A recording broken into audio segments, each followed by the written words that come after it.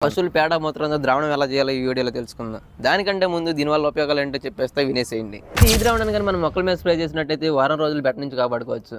అదేవిధంగా ఒక రెక్కల పురుగులు గుడ్లు పెట్టడానికి కూడా ఇష్టపడదు. అయితే ఈ ద్రావణాన్ని కానీ మనం డ్రిప్ స్ప్రింక్లర్లో కూడా ఉపయోగించుకోవచ్చు. అలాగే దీనికి కొంచెం ఇంగు ద్రావణం కలిపి వాడుకున్నట్లయితే అగ్గి తెగులు దరి కూడా చేయాలి. ఎలా తయారు చేయాలో చక్కచక్క చెప్తా ఫటాఫట్ వినే.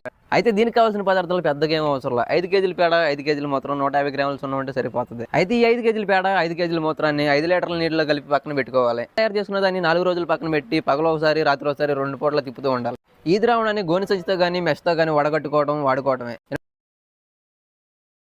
మనకు చుట్టా బీడి మాత్రమే గుర్తొస్తాయి. ఈ పొగతో మనం కషాయం కూడా తయారు చేయొచ్చు. అయితే దీన్ని ఎలా తయారు చేయాలో చెప్పేస్తా వినేసేయండి. అయితే దానికంటే ముందు దీనివల్ల ఉపయోగాలు ఏంటో మాట్లాడేసుకుందాం. దీంట్లో నికోటిన్ అనే ఘాటు పదార్థం ఉండటం వల్ల పురుగులు అనేది దరి చేయవు. ముఖ్యంగా పేనుబంగ, తెల్లదోమ, పచ్చదోమకి బాగా పనికొస్తుంది. ఎటువంటి రసం పీల్చి పురుగులు కానీ ఇది సమర్థవంతంగా పనిచేస్తుంది. పొలాల్లోనే కాకుండా కిచెన్ గార్డెనింగ్ లో, టెర్రసింగ్ గార్డెన్ లో కూడా దీన్ని ఉపయోగించుకోవచ్చు. దీన్ని ఎలా తయారు చేయాలో చక్క చెప్తా ఫటాఫట్ వినేసేయండి. కావాల్సిన పదార్థాలు పెద్దగా ఏం అవసరం లేదు. 1 కేజీ పొగాకు, 1/2 కేజీ కుంకుడుకాయలు ఉంటే సరిపోద్ది. 1 కేజీ పొగాకుని 10 లీటర్ల నీటిలో గంట నుంచి అరగంట సేపు మరిగించాలి. ఈ 10 లీటర్లు అనేవి 5 లీటర్ల వరకు మారిపోవాలి. అంత బాగా మరిగించాలన్నమాట.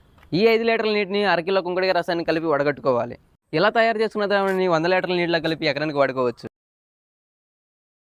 వాగులాగ్గా పిలుచుకున్న ఈ ఆకులో ఎన్ని ఔషధ గుణాలు ఉన్నాయని మీ అందరికీ తెలిసిందే. దీన్ని ఉపయోగించి మనం పురుగులు, తెగులు కూడా నివారించుకోవచ్చు. అయితే దీన్ని ఎలా తయారు చేయాలో చక్క చెప్తా ఫటాఫట్ వినేసేయండి.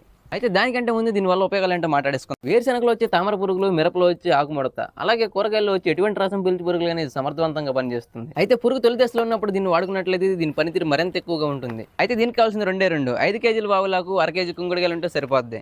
ఈ 5 కేజీల కషాయాన్ని గుడ్డతో కానీ గోనె సంచితో కానీ వడగట్టుకోవాలి. ఈ వడగట్టుకున్న మిశ్రమానికి 1/2 కేజీ కుంకుడుకాయ రసాన్ని వాడుకోవడమే. ఈ 5 లీటర్ల కషాయాన్ని 100 లీటర్ల నీటిలో కలిపి ఎకరం పొలానికి వాడుకోవచ్చు. అయితే గుర్తుపెట్టుకోండి, ముత్యాలు ఎప్పుడైతే వాడదాం అనుకుంటున్నామో అప్పుడే తయారు చేసుకోవాలి. లేకపోతే పురుగు పనితీరు మీద ఎక్కువ ప్రభావం ఉంటుంది. ప్రతి కాలంలోనూ చెరువులను అత్యధికంగా గమనించే ఆకు ఏదైనా ఉందంటే అది తూటాకు. దీన్నే వివిధ ప్రాంతాల్లో వివిధ రకాలుగా పిలుచుకుంటారు. కాంగ్రెస్ కంపెనీ టూటేర్ అని కూడా పిలుచుకుంటారు. అయితే ఈ ఆకుల కషాయాన్ని ఉపయోగించి వివిధ రకాల పురుగులు నివారించుకోవచ్చు. ఏ పురుగు వాడాలో, ఎప్పుడు వాడాలో చెప్పేస్తున్నాం రండి. ముఖ్యంగా ఇది క్యాబేజ్, కాలీఫ్లవర్ నాశించే DVM, డైమండ్ బ్యాక్ మత్ని, అలాగే పత్తిలో వచ్చే కాయతొలుచు పురుగుని, శనగ పచ్చ పురుగుని, తలనత్త పురుగుని ప్రతి ఒక్కదాన్ని నివారిస్తుంది. అయితే దీన్ని ఎలా తయారు చేయాలో చక్క చెప్తా ఫటాఫట్ వినేసేయండి. 1 కేజీ టూటాక్ని బాగా ముద్దగా చేసి 10 లీటర్ల నీటిలో కరిగించాలి. బాగా మరిగిన తర్వాత ఇది 5 లీటర్లుగా మారిపోతాయి. ఈ 5 లీటర్ల నీటికి 1/2 కేజీ టూటాక్ మళ్ళీ కలపాలి. దీన్ని బాగా మరిగించి 2.5 లీటర్ నీటికి తగ్గించాలి. ఈ 2.5 లీటర్ల కషాయాన్ని గుడ్డతో కానీ గోనె సంచితో కానీ వడగట్టుకోవాలి. ఈ 2.5 లీటర్ల కషాయాన్ని 200 లీటర్ల నీటిలో కలిపి వాడుకోవడమే. అయితే గుర్తుపెట్టుకోండి ముత్యాలు, దీన్ని పంట పొలాల్లోనే కాక కిచెన్ గార్డెన్లో, టెర్రసింగ్ గార్డెన్లో కూడా ఉపయోగించుకోవచ్చు. అస్త్రాల కన్నా అగ్నిఅస్త్రం మిన్న.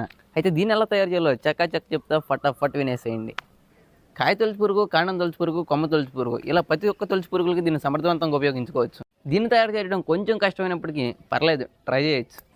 10 లీటర్ల గోమాత్రానికి 1 కేజీ పొగాకు ముద్ద, 2 కేజీలు పచ్చిమిర్చి ముద్ద, అలాగే 5 కేజీల వేపాకు ముద్ద, 1/2 కిలో వెల్లుల్లి ముద్ద, వీటన్నిటిని కుండలో వేసి బాగా 3 నుంచి 4 పొంగులు వచ్చేలాగా మరిగించాలి.